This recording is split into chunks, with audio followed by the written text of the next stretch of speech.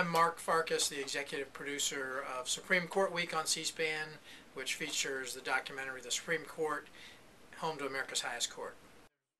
You know, in terms of footage and hours we've spent on it, it's really hard to say. We probably have about 75 hours worth of footage. That's all the interviews we've done with historians, 11 Supreme Court justices, and all the beauty shooting over at the court.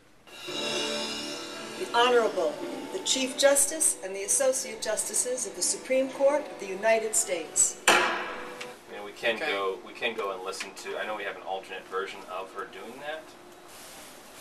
Well, can we even steal it from where she says the Honorable Chief Justice, the Associate and Justice. The Associate Justices? Yeah. Well, we actually, going into this, we thought, how are we going to make this different from the White House and the Capitol? And frankly, we thought it was going to be a challenge. The building's only been there since 1935. Capitol and the White House have been there since 1800. And all these, you go in with a plan, but they're sort of organic. And the organic nature of this one was how many Supreme Court justices would we get on tape to talk with us. And we ended up getting all 11 living, current, and former justices. So that really makes this different. The framers created it after studying the great lawgivers in history. We sit here to make the law, to decide who ought to win. We decide who wins under the law that the people have adopted. It goes on in the Capitol building or in the White House, and you need to appreciate how important it is to our system of government. The Chief Justice's audio sounds, Kathy had thought that it sounded soft. To me, I can hear him I fine. think it's Robert's speaking style. Yeah. And I think he sounds okay. And without television cameras like you have in the Capitol or at the White House, I think it's more of a mysterious branch of government.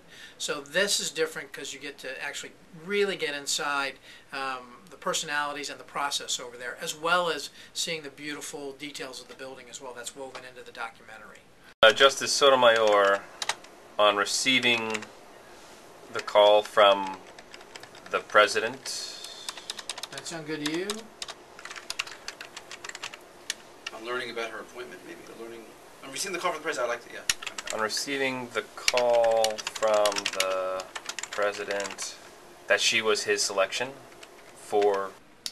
We had already edited into the documentary and asked almost every one of the justices in the interviews about what a new justice does to the court, anticipating whether we got Sotomayor or not for an interview, that had to be part of the documentary because we're going on the air and she'd be sitting on the bench. So we had a section of the documentary prepared with each one of them, actually not each one of them, almost all of them, talking about the potential impact of what a new member brings to the court. So we had that already edited together. When we found out that we got the interview with Sotomayor, we knew that, well, this means there's probably going to be a change in the structure of our documentary because we had that coming at the end. And then after we did the interview with Sotomayor, we said, well, this is important to get up front. Not only the interview with her, but if the whole documentary is about how that place works over there and a new member changes how it works, we needed to make some adjustments in the documentary. Announced. I'm wondering if you would mind, for history, telling us the story of when you got the telephone call. The president had gotten distracted with some important other business that was going on at the time, and that he would call me at about 8 o'clock, but that I should go home and pack to come to Washington, and that they would prefer that I didn't take a plane. So I rushed out of my office, home, put a suitcase on top of my bed, and with my assistant, Teresa, who had come home with me, we started packing a suitcase. And I called a friend to ask him to drive me to Washington.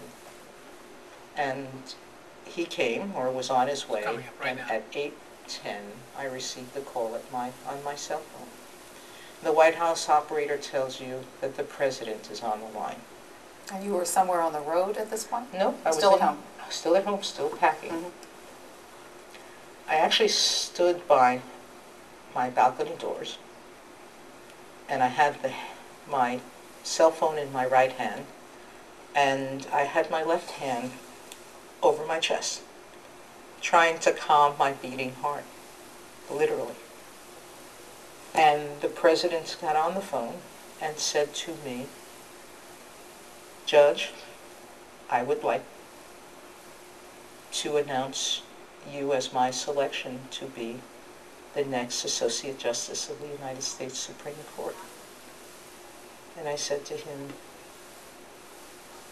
I caught my breath and started to cry. And said, thank you, Mr. President.